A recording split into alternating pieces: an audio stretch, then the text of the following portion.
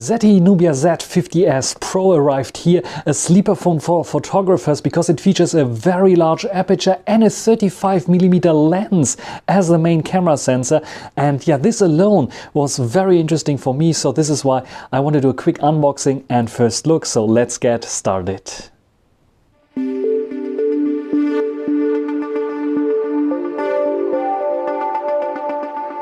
So let's do the quick unboxing. Z50 is only written here. You can see the red camera ring, Nubia logo. Nubia, I already opened it up, almost Snapdragon 8 Gen 2. Of course, on board 12 gigs of RAM and 256 gigabytes of internal space that I have here. There's also a version available with more internal space as well. You can see designed by Nubia. Nubia is one of the sub-brands, I think, of ZTE. And here we have the device itself, which looks like this in its foil, and you can see a very large camera bump here, so it wants to compete with all the other big Chinese camera phones. And then underneath here we have a little bit more, because we also have some paper material, and this one includes the SIM eject tool, but besides the warranty and some specs, also a case that is not the typical TPU case, because it's a hard case, hard plastic case in this case, as you can see, which is quite nice. So yeah, very interesting that we got such a hard case as well. And then we have not only a power cord here, but we also have the power brick there. You can see a power cord. This is USB-C to USB-C as far as I'm aware. So this is also very interesting. Red, because it's Nubia red in this case. And we get a power brick here as well, as this phone is only out in China right now. This is the Chinese plug, but you can see here USB-C, and this one should provide 80 watts of charging, which is quite nice. And yeah, I'm glad that they included this power plug as well. So let's unwrap this device. I took it out already, and yeah, we can wrap it from here. I think it's a plastic that we can rip apart, and has some nice unboxing noises at least. And yeah, this is the device itself. You can see nice display, but you can also see we have a front-facing camera, 60 megapixels here. It is not under the display, like hidden completely, like the ZTE X40 Ultra that I'm filming here right now. On the right side, we have the red accent power button there, as well as the volume rocker, metal, flat side. And we have a switch here that we can switch. I'm not sure what this is for. Probably for taking or turning on the camera, or some other things like a mute switch or something like this. So you can probably program it. Hopefully you can program it. On the other side, there's nothing between besides the antenna stripes there, you can see. And then on the bottom, we have one speaker, USB-C. One speaker, USB-C. I think it's USB-C 3.0 with output. Tool nano SIM slot. And then on the top, we have another speaker, microphone, and I think an infrared port there as well. There you can see it maybe a little bit better. And yeah, on the bag, we have the 35mm main camera sensor, 54 megapixel sensor. This is the IMX 800 from Sony. We have an 8 megapixel zoom camera, as well as an ultra wide angle. I will write down the specs there so you know exactly what we have here in terms of camera setup, which is, I think, very interesting, especially when we take a look at the main camera here. And I think there is somewhere written 35mm. Maybe I have to put it like this, then we can see it. 35mm, yeah, 35 is written there. Ultra sensor, and the aperture as well written there on the sensor. Very large opening. Very interesting is the material that we have here, because this here, it's just like on the Xperia glass. It looks a little bit like it would be rubber material. This is like polished, soft, matte, and this here has a little bit of the texture to it, but it's glass still. So it's a bit of slippery still. It's not as grippy as on the Sony Xperia device, but it's a nice dual design here, I would say, with this glass back. And yeah, with the very flat edges, I think it's a very interesting and modern device. What do you think? Yeah, I promised you to turn it on, but I just removed the EMI sticker there, and I will try out the included case because I think this makes it a little bit more grippy. So let's put it on. It's the hard shell case, as you can see here. It is perfectly fitting nicely here, and you get still a bit of fingerprints here and there, but I can wipe them up later. You still see this nice Nubia logo and this nice dual tone glass back. This here I think is a lanyard strap holder. They can put a lanyard in there. We have the cutout here for the flash. We have the protection for the camera sensor. You can see sticking out a little bit more. Let me try to focus. There we go. So it's protruding there and protecting the large lens. The sides are pretty much open. I think this is like to have a better feeling of the device itself. And is it protecting the display? You can see it's sticking out a little bit there over the display. So yes, when I put it down like this, the display is a little bit protected. But I wouldn't put it on the floor, as you can see here, or on the table, because it gets smudges very quickly. We have a screen protector by default on here, as you might see. At least I can feel it here. And this should be very nicely done without any issues, because we have a flat screen. I think it's a 6.7 inch screen that we have here. Otherwise I will write it there next to it. And it's a very interesting device, I would say. And I will turn it on now by pressing the power button, and we will see how this thing will boot up. So there we can see the Nubia logo. Nubia, be yourself, powered by Android. So we have the normal Android here, and Nubia sub-brand from ZTE, and it's started up. And as you can see here, unlock for all features. I think it is already already completely set up for my needs, which is quite good. I bought this one on Giztop because they were the first ones providing it. And this one has Play Store installed already. Probably Giztop installed it already for me, which is quite nice. So very good service by them. And we have the possibility to take a look at the operating system. Talking about the operating system, we have MyOS 13 installed here, which is ZTE's own operating system. I'm filming right now with the ZTE Accent 40 Ultra, which has MyOS 12 still installed. You can see I have an update already available. It's only in Chinese, the changelog. ZTE maybe can do some English one as well if you have the system language set to English. Anyway, we have a normal ZTE-like system. What is very interesting is the storage option. We have roughly 20 gigabytes used here from the 256 gigabytes, which is quite normal, I would say. Otherwise, all the usual features that you have. Multi-screen collaboration is something that is very interesting if you have other ZTE device that also has this functionality, which is quite interesting.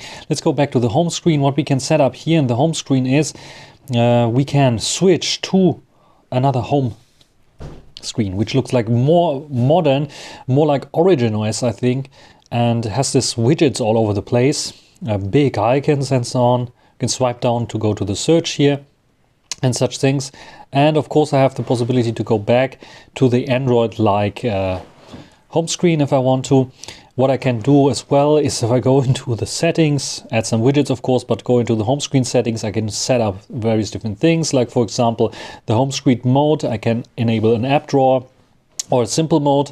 I can have, by default it's like search. When you swipe down on the home screen, it's going into an intelligent search. If you don't like this, what you can do is like going into the home screen settings and set it to top panel, and what it allows you to do then is just simply swipe down to go to your top panel. When I swipe down from the top right or the right side, I'm going to the control center, from the left side to the notifications. This is something new that somehow all Chinese brands now decided on doing. It started I think with iOS, Apple doing this first, and now all the others are doing it. Honor recently updated their software to also do this. But like always with MyOS, you can configure it under notifications and status bar. You can select the top panel style, and here you can choose to have either the swipe down from the upper left and upper right, or the classical swipe down. If you swipe down, you will get this menu, which we had also with MyOS 12. which is a unified notifications and control panel style. So pretty cool that we have this option here. We have several widgets that we can add, of course, here if we want to, which is quite interesting. My widgets and personalization options are also very vast here. Very many options here. Nubia Classic theme, other themes. We can download themes, of course, via the theme app. We have lock screen settings here, various different clocks that we can set up. We have a super lock option, which is like a super wallpaper on Xiaomi devices, for example. And various different things that we can set up here. Colors and shape that we can set up off the operating system, where you have full optimizations, full customizations. Even app icons can be customized. So if you like to have like ZFS like icons, you have the possibility to do this as well with one click, which is quite cool. And even the animation speed can be set up here, which is quite nice. Very much liking this. Because so many optimizations, so many calibrations and customizations here in MyOS. Otherwise, the operating system is quite clean. You can see not much of the bloatware that we usually have here. And the operating system is running fine, as you can see here. And we have the Z board here on the side, which is like the alternative to Google feeds. We have some news feeds here as well. I'm not sure if I can configure the news feeds. Yeah, only Chinese apparently. But I can also turn off this Z board if I don't want it to have this one. Let's take a look at the camera. This is quite interesting, especially the camera software here, because it reflects automatically. It's for photographers, because we don't have 1x, 2x and so on. We have 35 millimeters, we have 13 millimeters, we have 50, we have 80 and we have 170. So the zoom buttons here, zoom sliders, are reflecting the millimeters instead of the 2 times or 3 times. Pro mode. We have Pro mode not only for photos but also for videos with focus, speaking, and many options here to set the white balance, ISO and shutter speed. One of the highlights, however, is the street view mode, and I want to show you this right now by just using this little slider switch that we have here. If I toggle this one, you will see we will directly jump into street view mode, and this street view mode allows us to directly jump between all the different lenses, but also allows us to shoot very quick street view photographies with film simulations like Fuji, Kodak and so on. Many film simulations with film grain that they simulate, which is quite nice. All the settings you can see down below. We have focus option where we can set a manual focus here to a specific value, so we have roughly the distance that we want to have for street photography, which is quite nice. So I like the street mode a lot. You can see we have even a custom button here and some other settings that we can set up, like in the Pro mode, like white balance, EV and so on. Even the sharpness of the JPEGs can be set up here, as well as the saturation. So I like this very much. I will talk about this and all the other features, because this camera is fully featured, as you can see here, in a specific camera app review video probably. Let's go back. And talking about options, it's very customizable. I showed you themes, but there are more settings when you dive deep into the settings menu, like the recent app style, which I can change from this style here to this style. If I apply this right now, you can see I have a grid style, reminiscent of Huawei's HarmonyOS on tablets, or even MIUI, which is quite nice. So I have the possibility to customize this OS very much. So this is a quick video with the front-facing camera of the Z50S Pro. Sadly only 1080p. We have bokeh mode that we can enable. This is the internal microphones right now. 1080p 30 frames per second, and I think the stabilization is non-existent, at least not very well. But at least it looks a little bit better than on the ZTE X40 Ultra, which has this under-display camera, which is not very pleasant. For emergency situations, I think this can work out. What do you think? This is now a video with the Z50S Pro's main camera sensor, 35mm, so I have to stretch my hand out and crop probably as well. 4K 30 I'm recording here right now. I think I can record up to 8K, but yeah, crop because it's like also stabilizing as well. But what I can do, I think, is zooming out to the ultra wide angle. No, I cannot zoom out. I cannot zoom out to the ultra wide angle. Sad. So I had to stop recording. Now I'm starting recording again, and the ultra wide angle 13 millimeters here, which is I think quite wide, and I can of course zoom in, but it's just a crop of the ultra wide angle, which is a bit of sad as well. Yeah, why? So let's take a quick look at the photos. This is 35mm main camera sensor. What you can see is nice bokeh in background already with this like kind of distance where others would like not have this. But when you see the middle here, it is sharp, the rest is a bit unsharp. And this has something to do with the focus and the aperture, the large aperture f1.59. Here it's written f1.6, but it's f1.59 that blurs out already the rest here, the head, the pawns of this little teddy bear that's hanging here. The 35mm is not used for macro shots. I think it is just cropping into the ultra wide angle here. This is why we have the f-stop number f2 here, and if I just zoom in 100%, you can see it is not very sharp. It is like over sharpened here, but by default it's not very sharp. It's soft, lack of detail. Yeah, not very happy about this macro-like shot. And it's jumping quite quickly into this macro-like shot because we have the 35mm. Main camera 35mm for portraits, wonderful. This is not a selfie, this is the portrait one. Nice details. It's not over sharpened, it's not too sharp. It is has a nice background blur, has a nice HDR, nice skin colors, I think. Very nice color. Ultra wide angle has quite a distortion here on the sides, but it's quite wide with 13mm for sure. Details are there in the center. Sharpness is okay, it's a bit over sharpened for sure. And as soon as you go a little bit off center, it's getting very soft. So it is not a very good ultra wide angle for this 13mm. My first experience, but has good HDR, I would say, and colors are fine as well. This has been shot with the 35mm cropping into 50mm.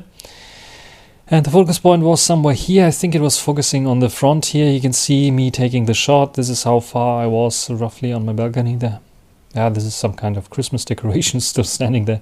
Not sure why. It has nice bokeh, which I like, and I think the sharpness and crispness still at 50mm is still there, which is nice. But again, only in the center. The rest is getting quite soft here because of the large f1.59 opening. And this is what you can also achieve with 35mm is like directly nice bokeh, which is very, very pleasant looking, especially if you've nailed the sharpness and the point there, which I like also here for the ZTE X40 Ultra that I photographed. Nice and sharp, nice and crisp, everything readable there. Nice background blur without getting too close. And talking about macro shots, I tried again the macro shot here. This is the macro shot. It's roughly the distance that I had with the coin there. And I go a little bit back or turn off the macro shot manually. You can also get a very crisp shot with nice background blur, and it is sharper, as you can see here. So I would suggest try maybe to do it. It might even work better with the 50mm crop onto the main sensor when you want to do macro shots, and then just crop in manually, because you have the 12 megapixels that you can work with better than the ultra wide angle that's, or the automatic crop in that is not looking too pleasant here. Then my dog at 35mm, this is how it looks like. You can see sometimes in the dark it can get blurry, especially when the dog is moving a bit fast. This is 50mm. 50mm is still nice, looking fine. This is 80mm, which is the 8 megapixel sensor, but it's upscaling for some reason to 12 megapixels here. And yeah, I think it's still sharp, a little bit soft there, but it's still good. And this is the maximum, which is 170mm, which is, what is it, 10 times, 15 times? I don't know what they are marketing this as. And when I go to 100% here, yeah, it is at the edge of still usable, I would say. Again, another one, 80mm here. Can read everything nice. You have details there. I think it's quite a good sensor, even in the dark.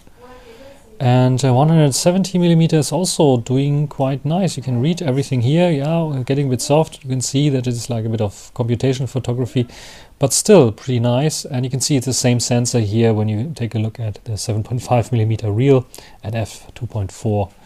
Yeah, and that's it basically. My first impressions, it's okay. It is not a revolutionary camera sensor. I like the 35mm. I think as a typical IMX 800 you can see it. It is not 100% clear everywhere, and I think the large aperture is not always helping for the Nubia Z50S Pro, but for low light I think it's doing a pretty good job, or dim lit situations doing a pretty good job. I'm surprised because I was expecting much less of the telezoom lens. And the ultra wide angle is actually where I expected a little bit more, especially in macro photography, where I think the main camera sensor is a bit better. When you just crop into 50mm and take a shot there, of a close-up shot there, you get a little bit better of like macro-like shot. That's at least my first impressions here of the camera. Let's talk about multimedia. We have Widevine level 1 support, so this allows us without any issues to play back Netflix in full HD, though it's omitting the HDR possibilities here, and this also works with Disney Plus, Amazon Prime and so on. When it comes to sound, we have DTS sound system active here, and the DTS X Ultra, which is quite a nice achievement, which allows us to play back sound in wonderful quality. So let me play back this demo track here. Full volume now.